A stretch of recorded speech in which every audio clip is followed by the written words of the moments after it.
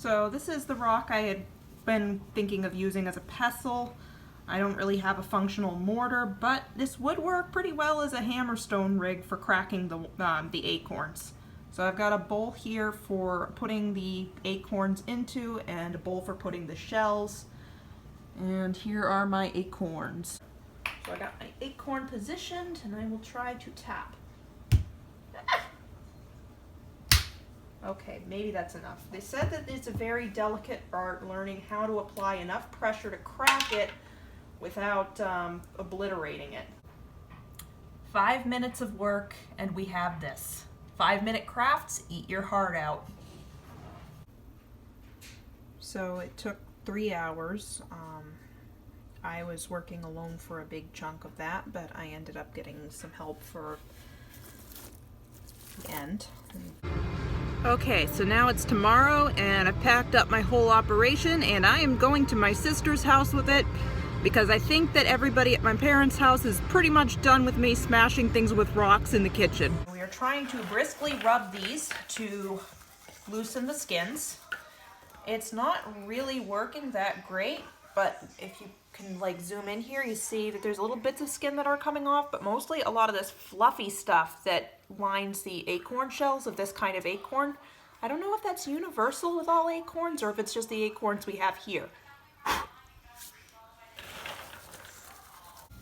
So we're running into a problem getting the skins off, and it's these creases. I don't know if you can see that, but these acorns have very deep creases. They had like paper-like separators inside the shells, so these acorns seem to grow, they seem to be segmented.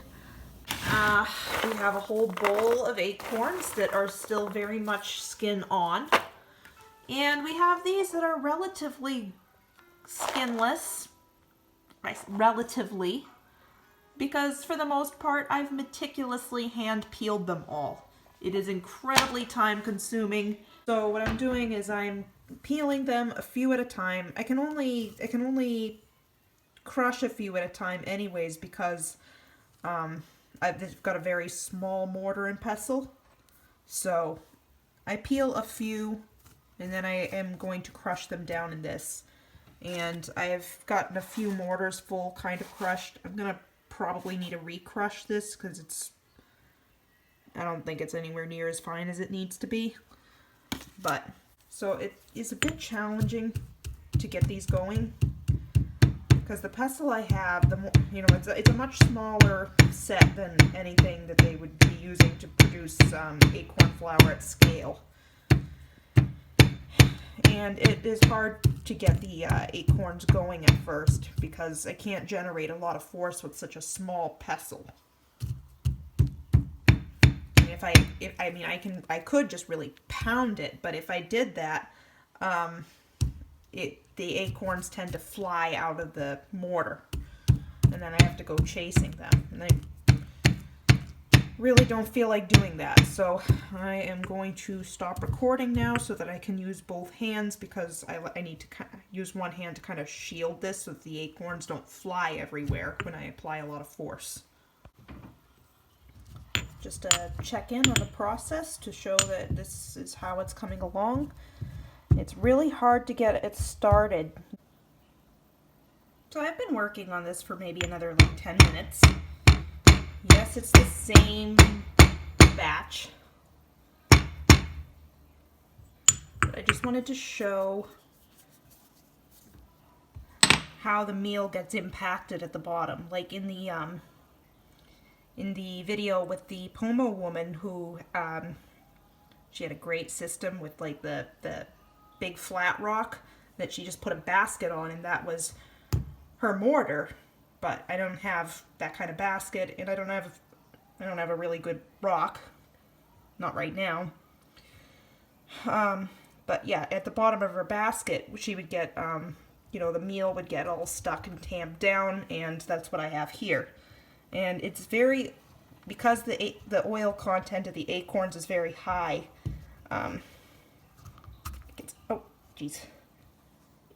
It really cakes. So that's part of the difficulty in processing it is keeping it mixed up. And also because it clumps so much, it's hard to tell exactly how fine your grind is. Okay, I keep forgetting to do this, but I'm going to just have a small amount of these acorns and just time myself grinding them.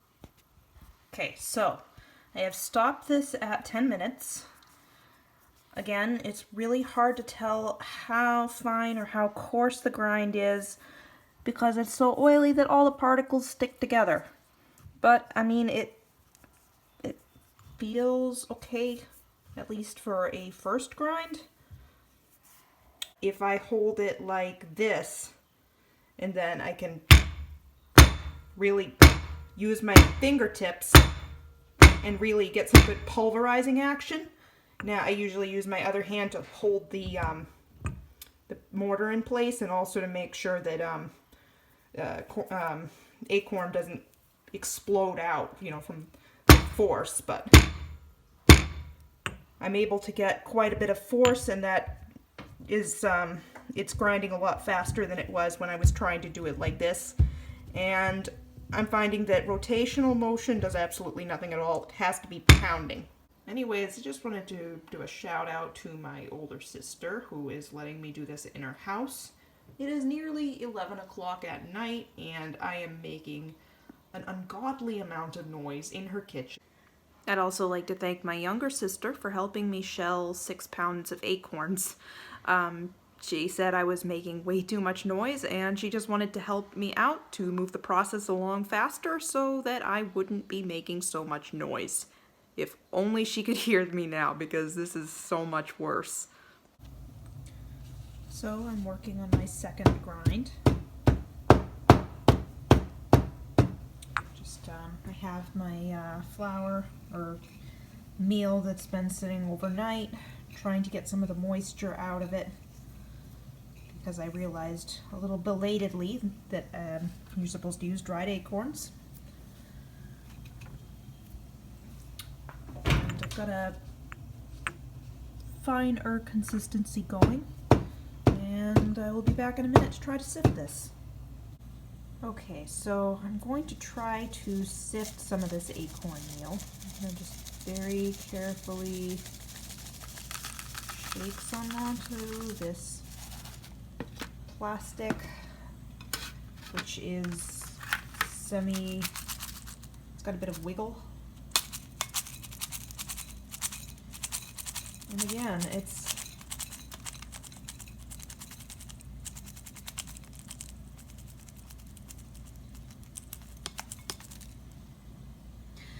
almost like it's working the opposite of how I'm trying to make it work, where the fine flour stays and the coarse stuff comes off. Wait, maybe I can use that. Hang on, let me try something. Okay, I think I figured it out. So it has to be, you know, I was thinking about more about the basket that the woman was using to sift, and it didn't have like a lip around it like, you know, this thing does. So I thought that the key was it had to be something with a material with some give, like the woven basket or the plastic, but it actually has to have a smooth edge like this plate. Okay, here's something nifty. So when you get just the right amount and you're sifting it on a plate, you can actually make all the meal that's too coarse. You can actually make that all just like separate out and roll off, and the nice fine stuff will clump together and stick on the plate like so. So I think I'm gonna be sifting like that. I'm getting a decent amount. And I think this should go a lot faster now that I've got the hang of it.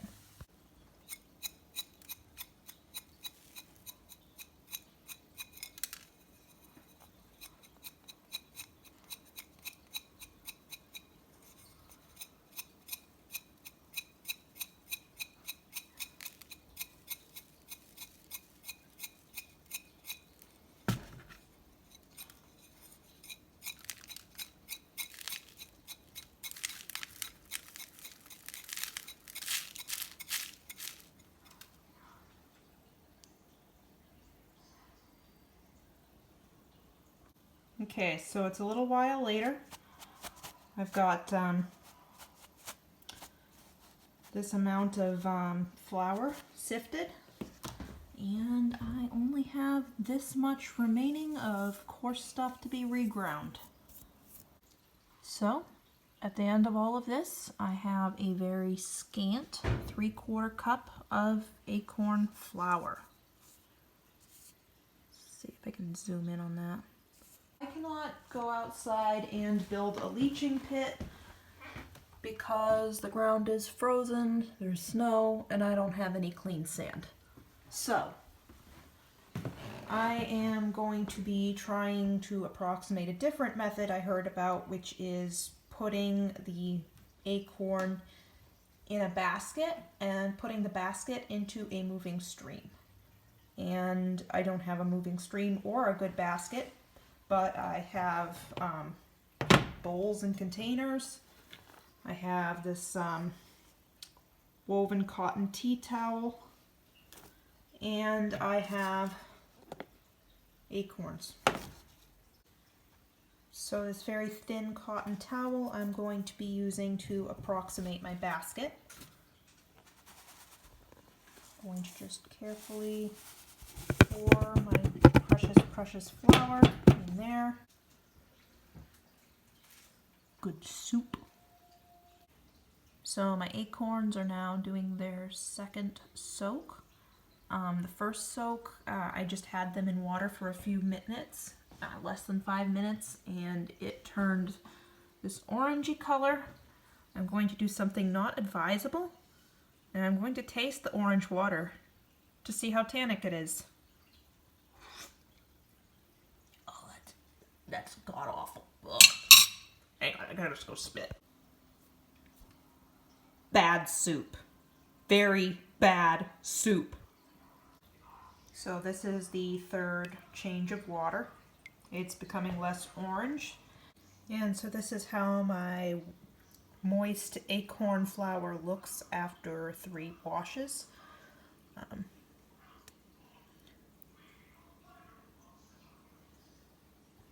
on. Yeah, I can't get it to focus.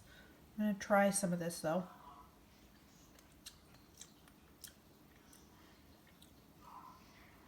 I don't think it's bad. Let me just try a little more. This is my leached acorn flour. In the video that we watched with the Pomo woman grinding acorns, the narrator stated that in Pomo tradition, you could not sing love songs while grinding acorns because it would cause your pestle to break. I didn't sing any songs, so I thought I was fine, but there was some Ella Fitzgerald playing in the background, and I don't know if you can see this, but there's a big chip out of the end of my pestle. So I think there might be something to that. So I've mixed my acorn flour with water. They said to test the thickness, you run some of it on the back of your hand, and if it runs off too quickly, then it's too thin, but I think it's right. I'm not sure. I'm not sure what just right should look like.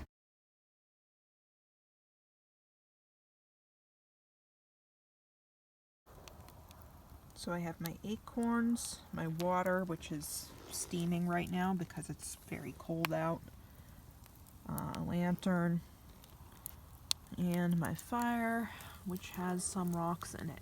So I reconfigured things a little bit to get a bit more of a coal bed, and I got some bigger rocks. It is pretty much unchanged from when I brought it out. I thought it was going to thicken for a minute there when I first put some rocks in, but it doesn't seem to have. And despite my best efforts, some ash did get in. Not too bad though. Quick, get it on film before it stops. Yeah, I mean, I got a little bit... Oh, now it's not focusing. I got a bit of sizzling action here. There we go. As you can see, I've gotten quite a bit of ash into this, despite having a dip bucket that I dip into first. And the best I've been able to get temperature-wise, I have not gotten to a boil. I've gotten to comfortably warm, like I'd take a bath in it. But it's not going so well. And I'm, like I said, I'm really having to fight these. The temperatures are hovering around freezing right now, so I'm really having to fight that.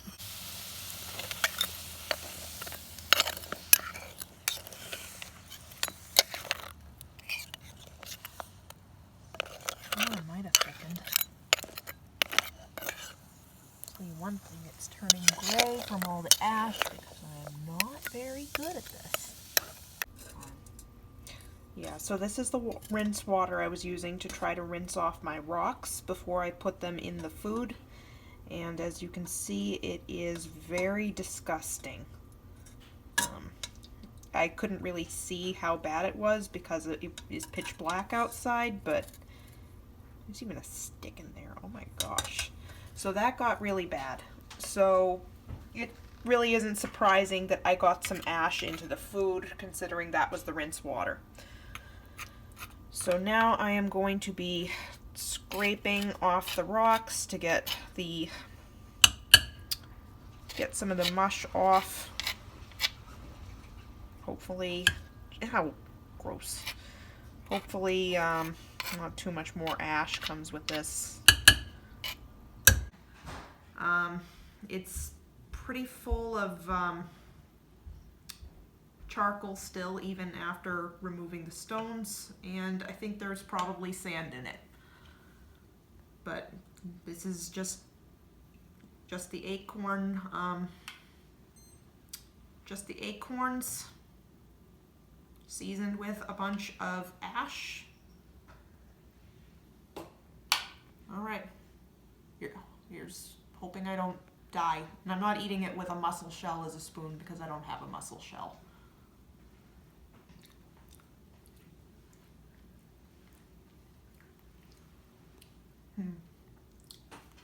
I can't tell if the ash is making it taste bitter or if I didn't leach it as long as it needed to. Well, charcoal's supposed to be good for, like, if you've ingested toxins, right? I mean, does it help with tannin? Maybe. It probably cancels out.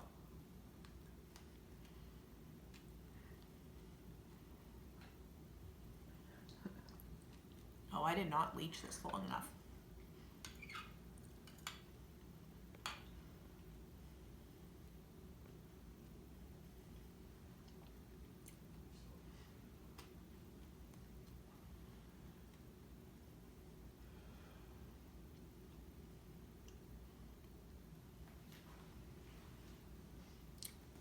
I feel like Dave on how to cook that. Ah!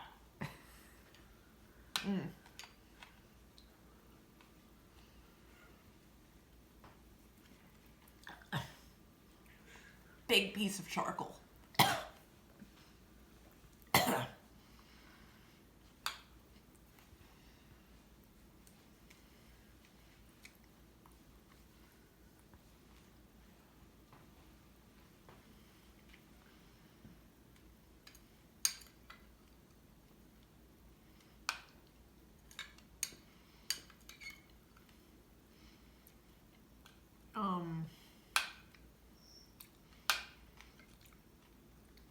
Do I have to eat the whole thing?